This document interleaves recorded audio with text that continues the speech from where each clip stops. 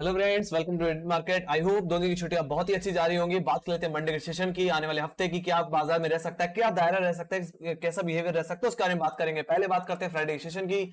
तो फ्राइडे को कहीं ना कहीं फ्लैट ओपनिंग एक्सपेक्टेड थी, जैसे मैंने बोला भी था। फ्लैट गिरावट भी देखने को मिली, वो कहीं ना कहीं 15,200 15,180 रुपए तक देखने को मिली। और जो हमने हाई लगाया 15,400 रुपए के लेवल लगाया। बट कहीं ना कहीं कल फ्राइडे की सेशन में कहीं ना कहीं 15,300 के लेवल्स को लेकर के बहुत ही ज्यादा टसल था। कहीं कॉल राइटर पुट राइटर कहीं ना कहीं इन्हीं लेवल से बैठे हुए थे। उसकी वजह से बाजार भी कहने के 16,300 के आस सॉरी 15,300 रुपए के आसपास ही ट्रेड करता रहा।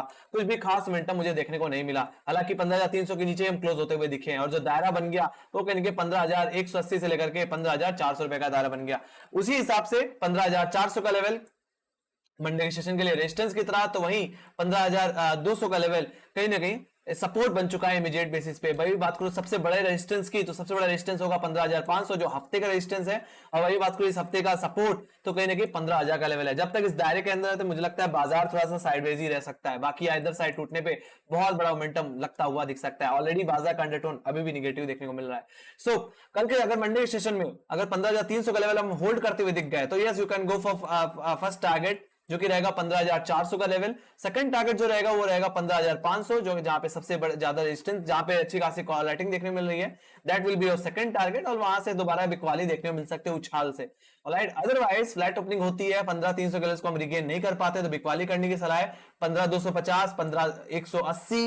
एंड यस, 15,180 भी अगर टूट गया तो 15,000 के लेवल्स भी पॉसिबल देखने को मिल सकते हैं। तो कहने की ये पूरा दायरा है जिसके अंदर वीकली बेसिस में ट्रेड हो सकती है। बाकी 15,500 गया तो थोड़ा मोमेंटम देखने को मिलेगा।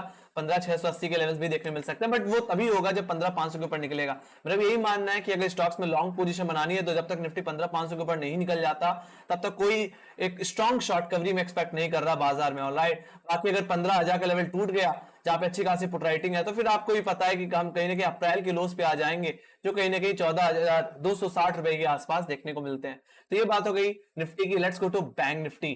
बैंक निफ्टी की अगर मैं बात करूं तो बैंक निफ्टी में कुछ खास देखने को नहीं मिला था हमें। फ्राइडे सेशन में फ्लैट ओपनिंग देखने को मिली और एक सीमित दायरे में ही बाजार ट्रेड करता रहा।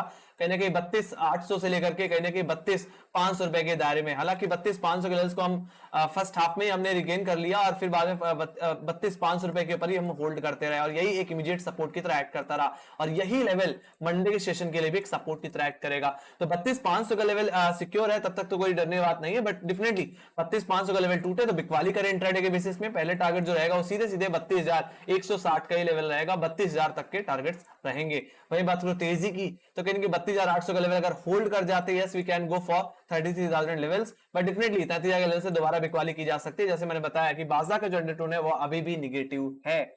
सो yes we can do some buy on dip, sorry sell on rise, sorry. So कहीं ना कहीं जो दायरा है वो कहीं ना कहीं आपका इंट्राडे जो दायरा रहेगा मंडे का, वो कहीं ना कहीं 32,800 से लेकर के 32,500 का रहेगा। इधर साइड जाए तो ट्रेड करिए, बाकी इस दायरे के अंदर ट्रेड ना ही करें तो ज्यादा बेहतर है, क्योंकि वोलेटिलिटी ज्यादा रहती है और रिस्क और कहीं ना कहीं लॉस होने के चांसेस भी ज्यादा रहते हैं।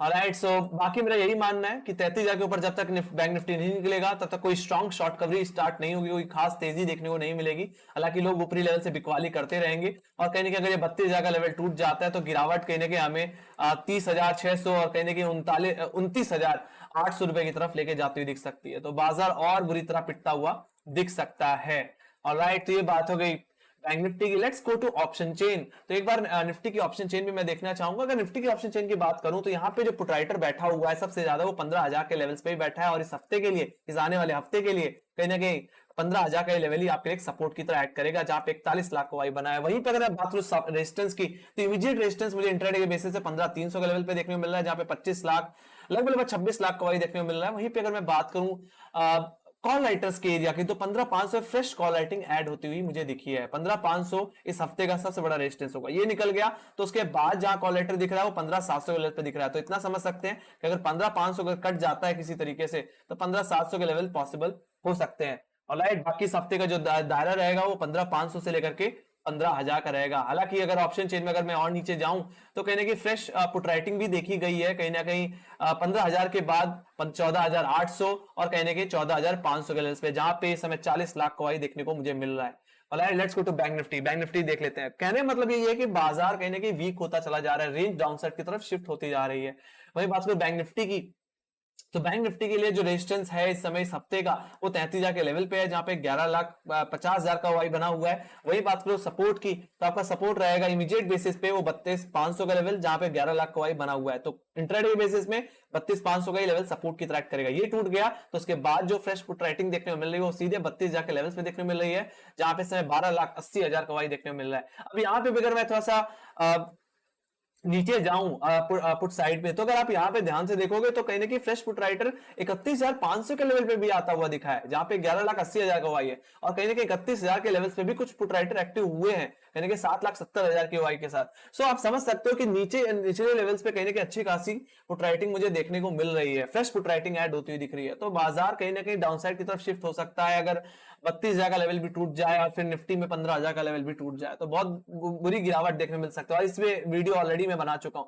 Let's go to global indices. मैं ग्लोबल इंडिसेस पे भी चलना चाहूंगा। तो अगर मैं ग्लोबल इंडिसेस की बात करूं तो कहीं ना कहीं नैस्डैक एक फ्लैट टोन में क्लोज हुआ, कुछ खास मोमेंटम नहीं था। 11,800 रुपए 11,000 के आसपास ही ट्रेड कर रहा था। हालांकि आज फ्राइडे सेशन में कहीं ना कहीं गिरावट के बाद दोबारा रिकवर होता हुआ दिखा और 1.5% की तेजी के साथ बंद हुआ। वही बात करूं यूरोपियन मार्केट की, यूरोपियन मार्केट में भी फ्लैटिश टोन में ही बाजार क्लोज हुआ, कुछ खास मोमेंटम नहीं। हालांकि एसजेक्स निफ्टी एशिया पूरा का पूरा एशियाई पैक कहीं ना कहीं फ्लैट ट्रेड के साथ क्लोज हुआ, कुछ खास मोमेंटम मुझे देखने को नहीं मिला कहीं ना कहीं फिट पॉल की मीट के बाद। और उनके बाद भी कहीं ना कहीं यही सुनने को मिला कि 2023 तक थोड़ी सी और महंगाई बढ़ सकती है, और सीधी सी बात अगर इंटरेस्ट रेट ऐसे ही बढ़ता रहेगा तो रिसीजन आने के भी चांस रहेंगे। ऑलराइट, तो इस चीज से भी बाजार कहीं ना कहीं बहुत ज्यादा फियर में है। और मैं चलना चाहूंगा एफआईएस और डीआईएस के डेटा में। तो आज एफआईएस और डीआईएस के बारे में बात करेंगे। तो नेट की बात करूंगा, बाद में हम ये भी देखेंगे एफआईएस ने कितनी नेट बाइंग सेलिंग की और डीआईएस ने कितनी की, वो मैं डेली बेसिस में जरूर देखना चाहूंगा। तो आप यहाँ पे नेट अगर बाय और सेल की बात करोगे तो देख सकते हो हम लगातार सेलिंग में ही हैं। और लाइट कहने के एफआईएस बहुत ज्यादा सेलिंग कर रहे हैं, डीआईएस कितना हद तक संभालेंगे वही तो बात है। बस एक बार ऐसा हुआ था कि हम 9 जून के आसपास हमने बाइंग दिखाई थी। और लाइट बाकी लगातार देखो हम लगातार गिरावट दिखा रहे हैं, और कहीं ना कहीं जो हमने 17 जून में जो बिकवाली की लगभग 1700 करोड़ की बिकवाली कर डाली।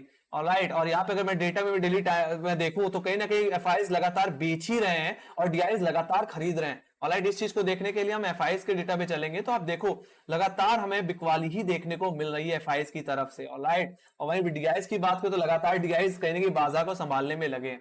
Alright, let's go to monthly basis. Monthly basis में देखूं तो हम कहेंगे अक्टूबर 2021 से लगातार नेट सेलिंग ही करते हुए दिख रहे हैं। और अगर मैं जून के अभी तक महीने की बात करूं, अभी तक खत्म नहीं हुआ पर अभी तक नेट अगर मैं सेलिंग की बात करूं अभी तक की, तो कहीं ना कहीं 11,000 करोड़ की, लगभग 12,000 करोड़ मैं बोल सकता हूं, 12,000 करोड़ की बिकवाली हुई है फिलहाल।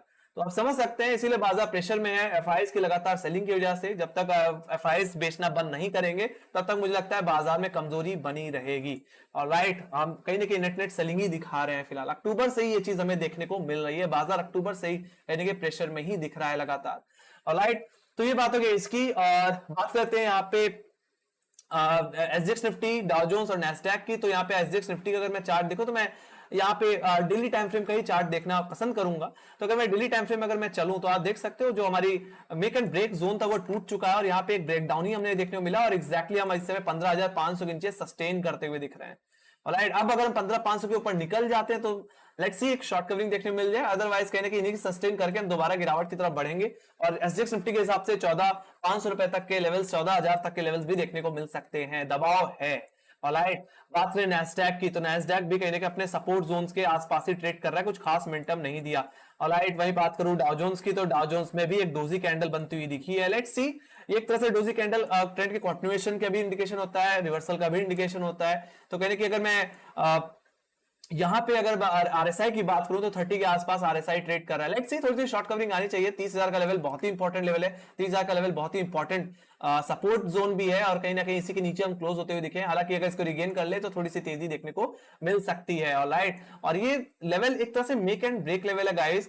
और इसको समझाने के लिए मैं वीकली टाइम फ्रेम में चलना चाहूंगा। वीकली में आप देखो तो ये प्रीवियस जो हमने डबल टॉप बनाए थे 2020 के समय पे, और फिर कोविड आया था, उसके बाद हमने यानी नी लेवल्स को ब्रीच करके एक अच्छी खासी तेजी लगाई थी, और कहीं ना कहीं एक्जैक्टली हम उन्हीं लेवल्स पे ट्रेड कर रहे हैं। ऑलराइट, सो एक बिग रेड कैंडल देखने को मिल रही है। अगर ये लेवल टूट जाता है 30,000 से लेकर के 29,500 रुपए के दायरा अगर रीच हो जाता है, तो जो गैप हमने देखा था इस एरिया में, जो गैप आपको देखने को मिल रहा है यहाँ पे ऑलराइट, ये कहीं ना कहीं आपके नवंबर 2020 के आसपास का गैप है, तो ये गैप फिल करने के सेंस में कहीं ना कहीं 28,200 रुपए की तरफ जाता हुआ दिख सकता है। आप समझ सकते हो कि बाजार कहीं ना कहीं नीचे की तरफ ही इशारा कर रहा है, अभी भी बाजार में निगेटिविटी बनी हुई है।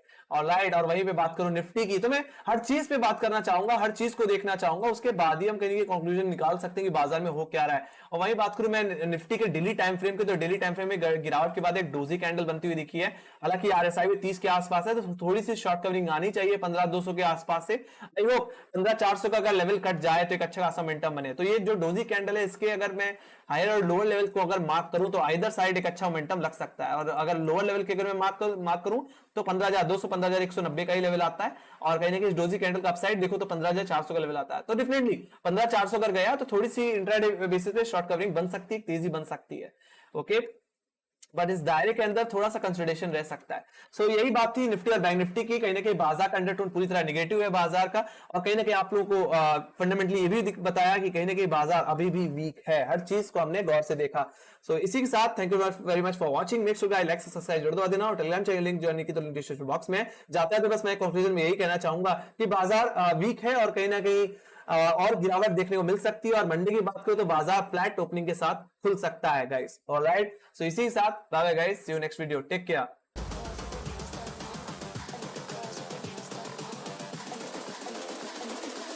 I think the girls with their nails done now.